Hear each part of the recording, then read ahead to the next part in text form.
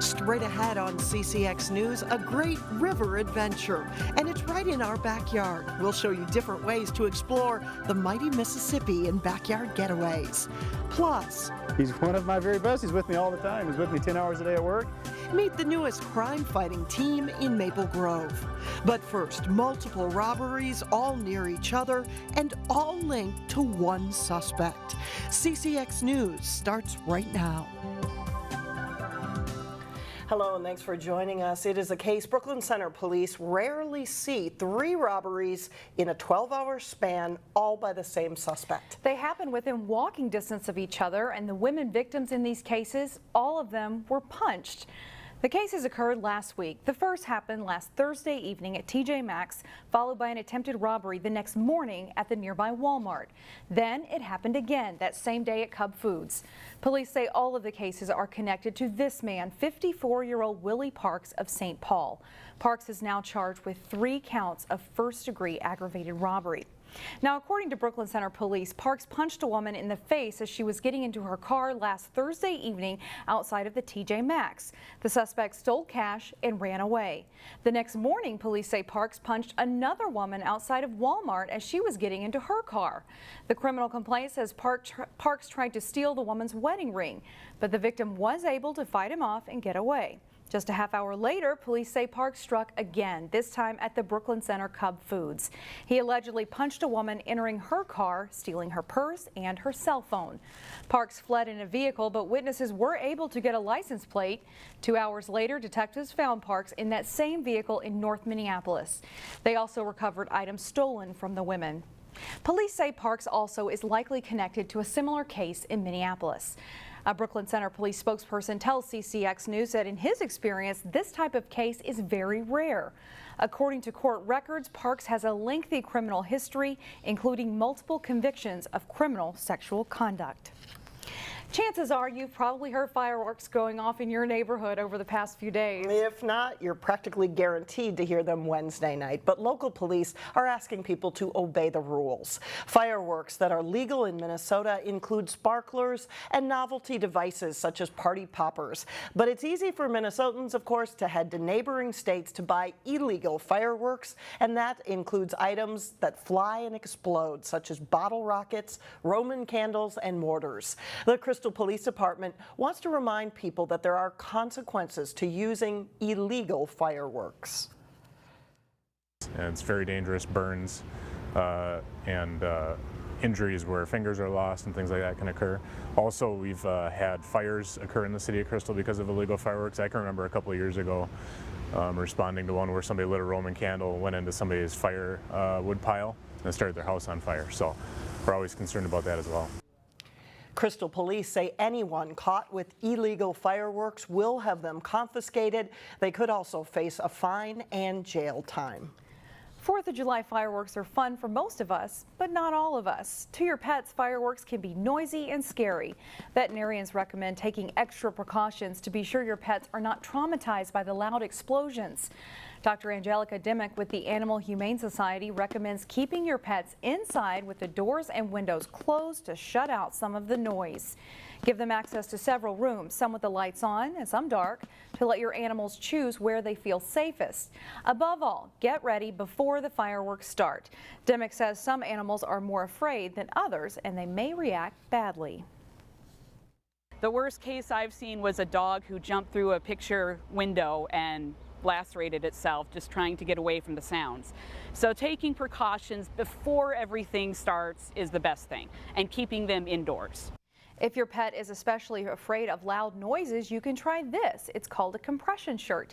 It squeezes your pet, which helps them feel more secure, and those items are sold in pet stores.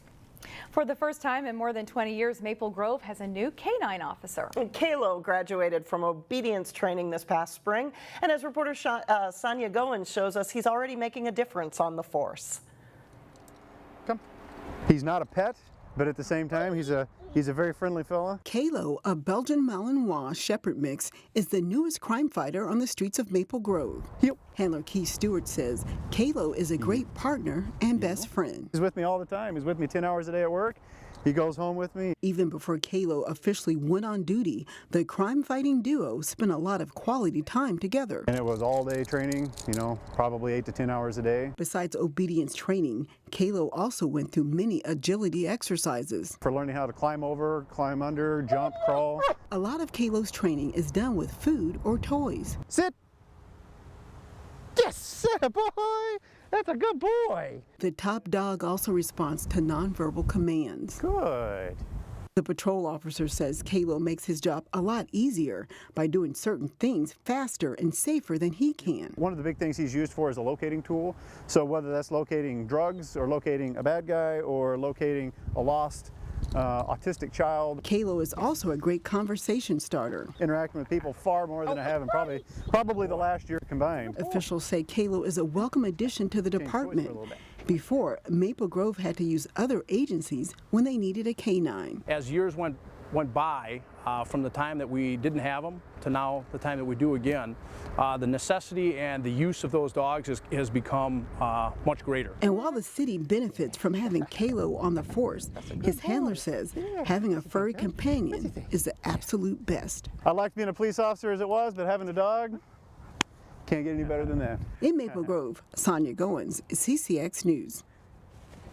The total cost to have Kalo on the force is about $78,000. That includes a special vehicle to transport the canine and training costs. Kalo will go back to school in November for 4 more weeks of training, where he will be certified in narcotics.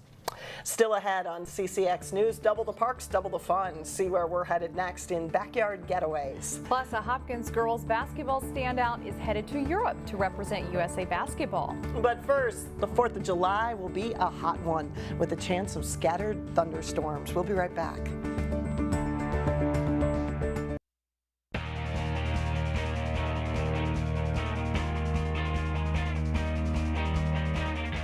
I'm John Jacobson with sports. The Wayzata American Legion baseball team has won 3 of the past 4 Delano Stars and Stripes Wood Bat 4th of July tournaments. Wayzata, Osseo, and Hopkins are in the field again for this year's tourney. Wayzata faced Eagan Monday at the tournament.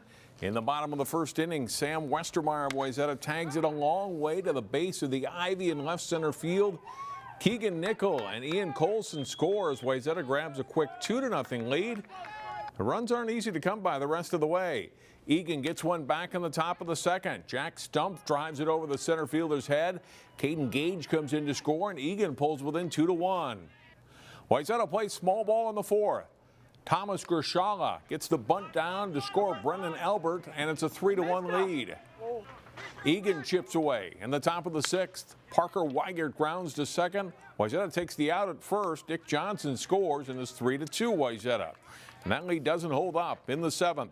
Blake Ask comes through, drawing a bases-loaded walk. Justin Fleming scores a tying run, and the game goes to extra innings, tied 3-3. Bottom of the 8th, the wild pitch leads to the winning run. Nick Krenke comes home. Wayzata dugout empties to celebrate the 4-3 win. They improved to 2-0 in the tournament, which continues through the 4th.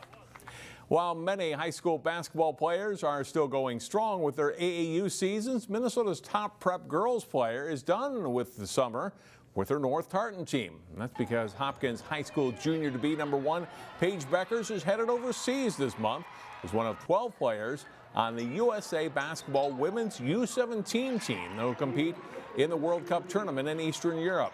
Last summer, Bueckeres won a gold medal for Team USA in the America's U16 Championship in Argentina. These next few weeks will be a whirlwind of travel and basketball for the 16-year-old Bueckeres. I leave July 4th and I'll be going out to Colorado Springs. We practice for like a week and then we go to DC and then we fly out to Latvia and then we do like a exhibition type tournament and then the World Cup is in Belarus. Last year was just the Americas, so North and South America. So this year it's the World Cup, so all the countries that qualified are able to play and compete for the gold medal. So it's like, yeah, countries from all over. Bueckeres was the most valuable player in the title game at Hoop Fest, helping her team win a big 3-on-3 tournament in Spokane, Washington last weekend. It's the so-called blackout week for any high school-related athletic activities. We caught up with the Cooper football team last week and found out about a unique way the Hawks are encouraging older players to be mentors to the younger guys. The Hawks had an inter-squad scrimmage as part of their summer training and practices. The coaches have asked older players to take ownership of the off-season workouts in ways that benefit the newcomers to the team and the whole program overall. But each year we really identify our leadership based on how they can lead a team during the summer. So we have 8 captains that we pick before the season starts. So in November, December, we say here are our 8 seniors that we're going to pick. Those 8 then draft teams. So they're responsible for maintaining grades. We're looking at their grades. So if I do a credit check, if we see somebody that's got a failing grade, their team loses points. So at the end of the summer, the 4 teams that have the most points, those 4 teams will be our 4 captains for the 2018-2019 season. If you notice the sling on his arm, Coach Howard is recovering from rotator cuff surgery on his shoulder. Team points are also earned for things such as participating in summer weightlifting and team fundraisers. The winning team is treated to something special. One recent years was a trip to Wisconsin Dells. Not bad. That is it for sports. Shannon and Alex, back to you. All right, thank you, John. We'll be right back. This week's Backyard Getaways explores what the Brooklyn Park mayor has called an underused resource. We are referring to the Brooklyn Park side of the Mississippi River, which the mayor hopes will soon become a regional park attraction. Reporter Eric Nelson and photographer Dustin Scholl explore that and the Anoka County's Walk on the Wild Side.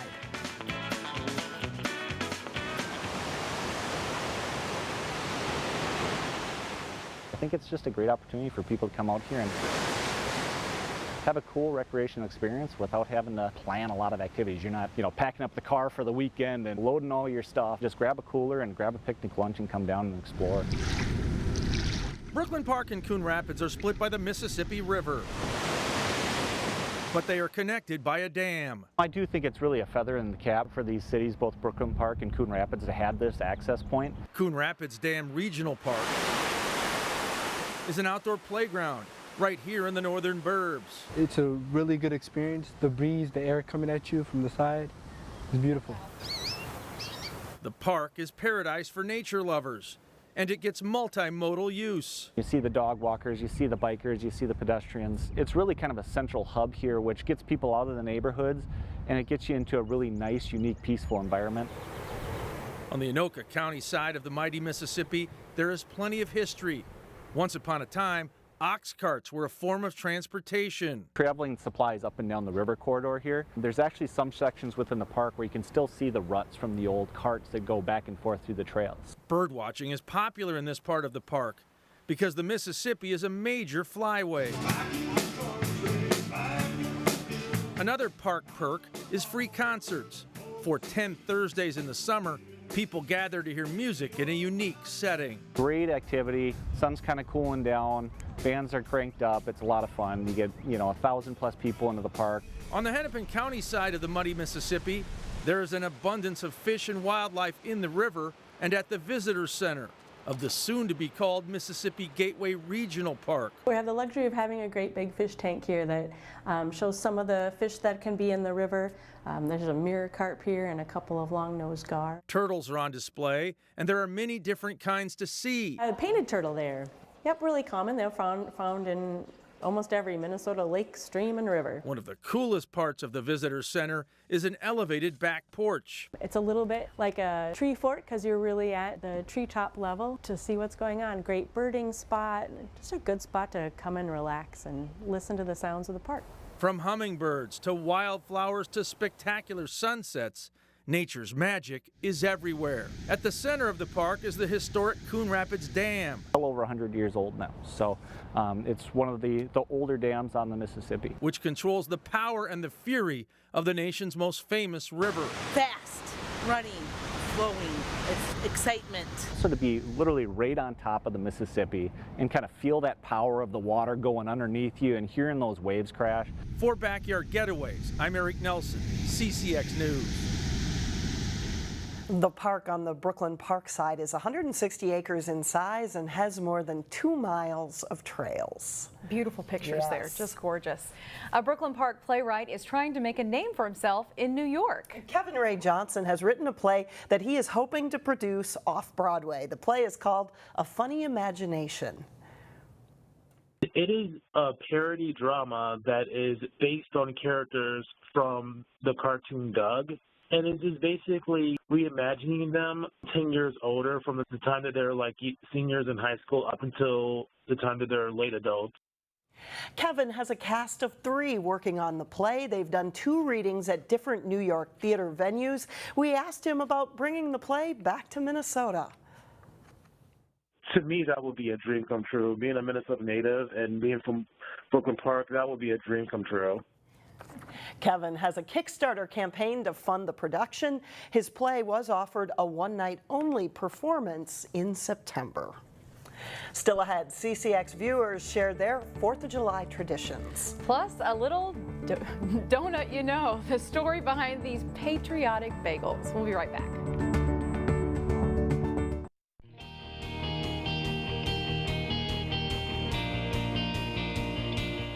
In honor of the 4th of July, why not throw one of these in your baker's dozen? Bruegger's Bagels are bringing back their annual red, white, and blue bagels offered on the 3rd and 4th in honor of Independence Day.